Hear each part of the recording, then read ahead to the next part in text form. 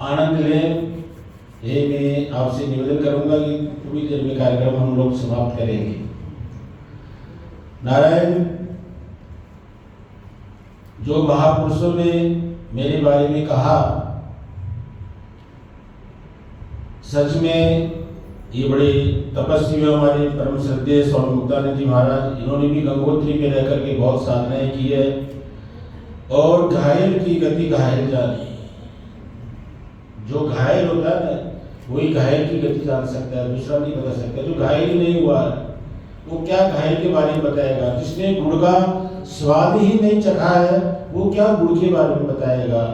तो स्वामी जी ने भी बहुत वहाँ साधना किया है और किन विषम परिस्थितियों में वहाँ रह करके और भगवत आराधना होती है, वो अपने आप में एक अलौकिक है और अवर्णनीय है। वो आज इस कार्यक्रम में विशेष रूप से शॉर्ट विजिट में हमने स्वामी जी से प्रार्थना किया कि आप पधारिए, तो उन्होंने कहा ठीक है मैं आता हूँ और कल ही शाम को पधारे। और हमारे बीच में स्वामी अभयानंद जी महाराज जो हमारे आश्रम के ट्रस्टी भी है, हमारे गुरु भाई भी है, मैं उनके लिए भी भगवान से मंगल कामना करता हूँ। हमारे स्वामी रामानंद जी महाराज यहाँ कृष्ण तीर्थ आश्रम से आए हुए हैं, हमारे शिव जी महाराज बलसाड़ से आए हुए हैं, विष्णु जी महाराज जयपुर से आए हुए हैं और आज हमारे बीच में जो मोती की तरह चमक रहे हैं हमारे पीडी पाटिल जी, अद्भुत व्यक्तित्व इनका। नारायण, धन तो बहुत लोगों के पास होता है और उस धन का सदुपयोग होना, सत्मार्ग में उसका विनियोग होना, ये अगर कोई सीखना चाहे तो हमारे पाटिल साहब से सीखना चाहिए। इतनी निष्ठा मैंने देखी नहीं है सभी संतों के प्रति। सभी संत जहां भी इनको कोई अच्छे संत मिलते हैं ये दौड़ के जाते हैं वहां के ऊपर और जो भी यथाशक्ति इनसे सेवा बनती है वहां सेवा करते हैं। तो मेरा ऐसा मानना है कि भगवान विशेष कार्यों के लिए विशेष व्यक्तियों का चयन करता है। उनमें से एक विशेष व्यक्ति है हमारे पीडी पाटिल जी, जो हमेशा संतों का और सभी वर्गों की सहायता करते रहते हैं। नारायण, आज हमारे कार्यक्रम में हमारे साहूकार जी है, नंदू भाई है, किशोर जी है और हमारे अगासी जी है, शिवाजी है, शिवाजी महाराज भी यहाँ बैठे हुए, ये भी एक जो है अद्भुत व्यक्ति है। नारायण, इसने भी 5 वर्ष पहले एक संस्था का निर्माण हुआ है, वेंकटेश्वर कोऑपरेटिव संस्था, और बहुत सामान्य स्तर से उन्होंने शुरू किया है, पर भगवान शिव की असीम कृपा से आज वो संस्था इतनी बड़ी हो गई कि प्रधानमंत्री नरेंद्र मोदी जी ने मन की बात में लगभग 10 मिनट इनके बारे में कहा है, शिवाजी डोले के बारे में।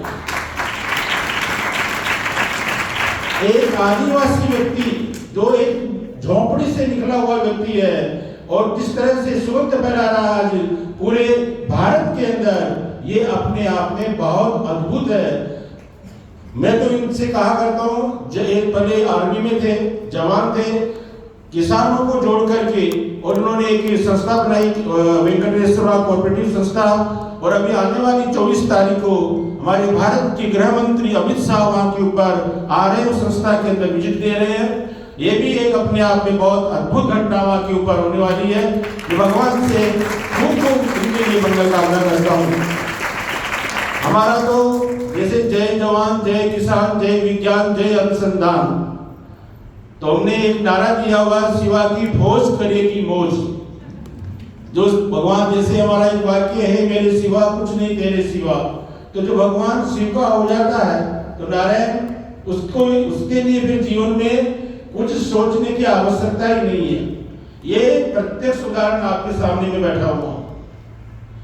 जैसे स्वामी जी ने कहा, मैं कोई मंत्र दीक्षा नहीं देता, मैं कथा कीर्तन नहीं करता, और पैसा लक्ष्मी आने का 2 ही मार्ग है, या तो कथा कीर्तन करो या चेले बनाओ, तो दोनों बंद है। फिर भी भगवान की असीम कृपा है कि भगवान मुझे ऐसे रखता है कि जैसे फूलों के अंदर, जैसे हथेली के अंदर रखता है, कभी किसी प्रकार की कोई तकलीफ नहीं आने देता है। हमारी साधना का अब तक की जो साधना हुई है, उस साधना का अगर कोई शिखर है तो केदारनाथ का श्रावण मास है।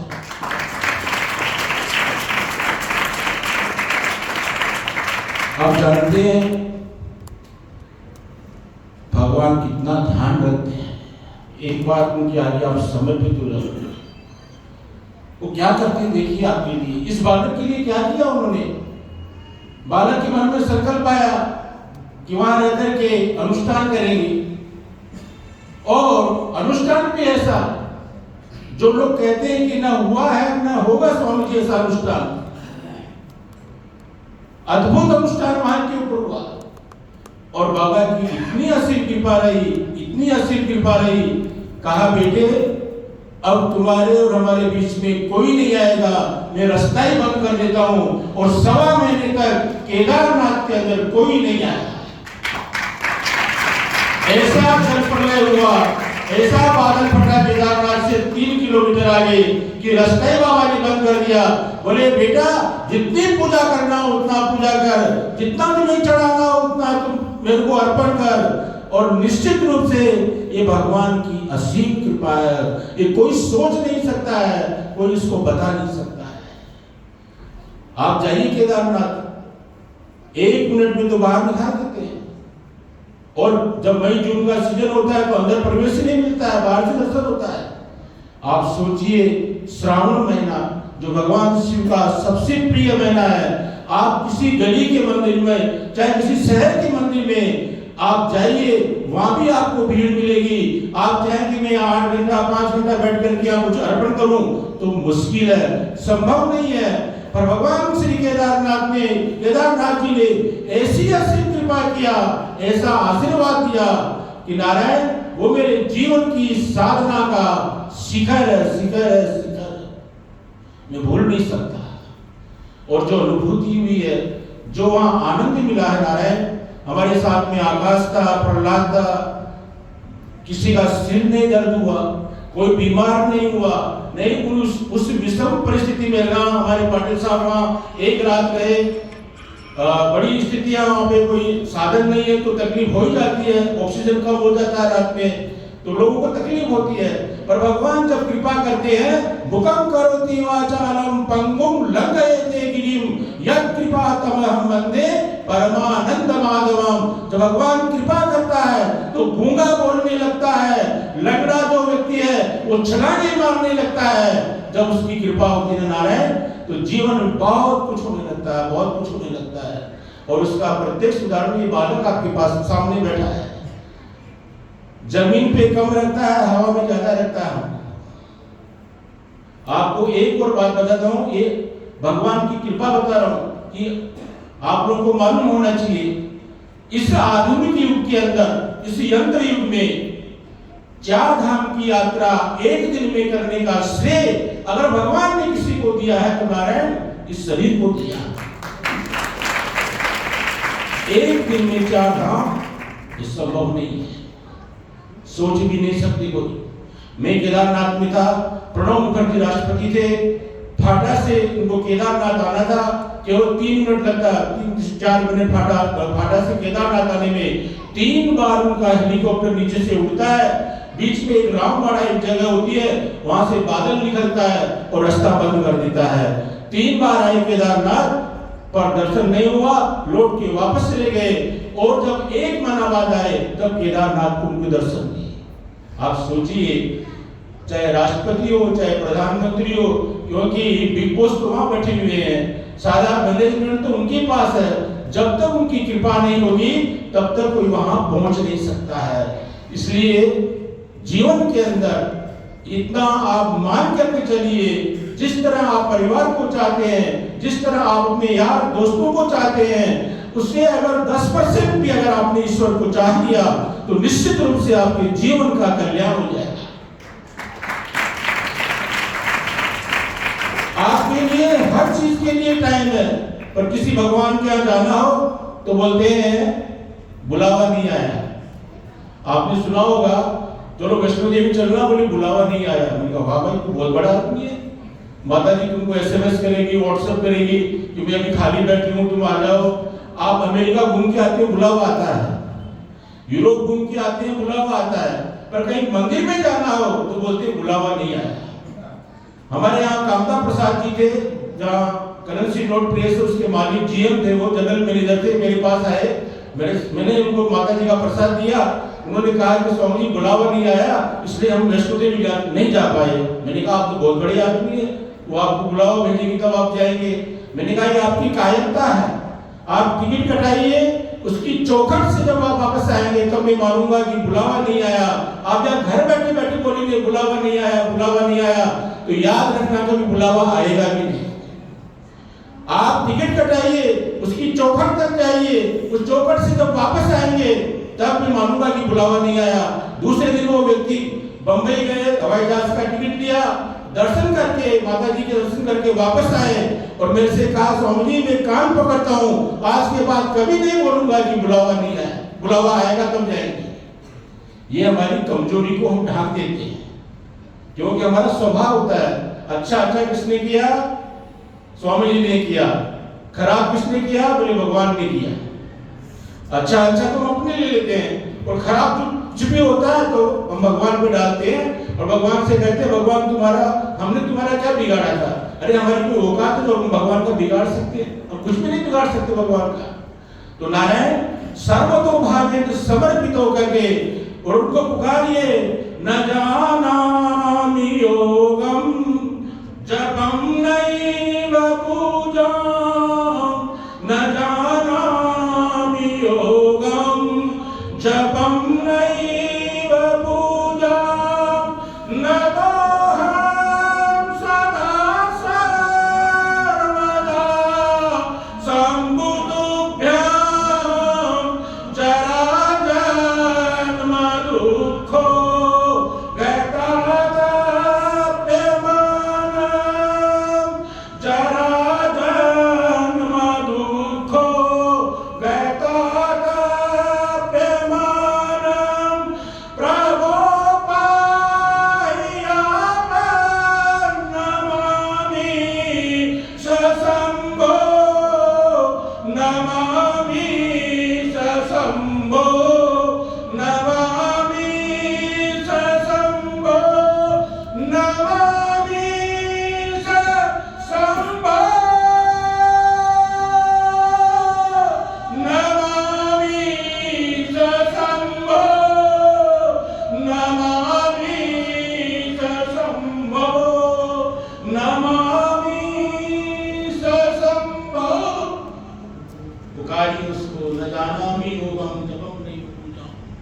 न मुझे योग आता है, न मुझे तप आता है, मुझे कुछ भी नहीं आता है, मैं कोरा कागज हूं। बाबा मुझे कुछ भी नहीं आता है,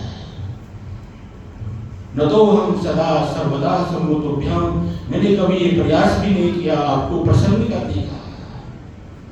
फिर भी हे परमात्मा, हे भोलेनाथ, जरा जन्म दुखो गतादप्यमानम, ये जो जन्म जरा बुढ़ापा की जो दुख है उससे हमें आप ताड़िए, समाप्त करिए उसको और अपनी शरणागति प्रदान करिए।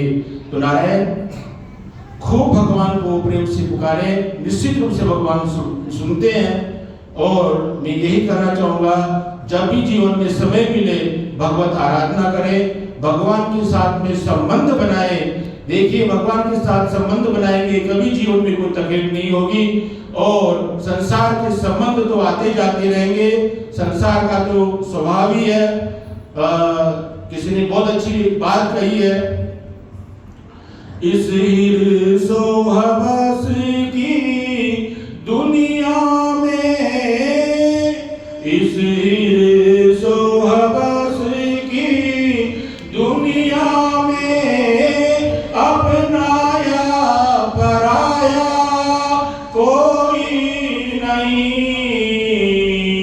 इस हिर्सो हवस की दुनिया में अपनाया पराया कोई नहीं। सुख बांटने वाले लाखों हैं, दुख बांटने वाला कोई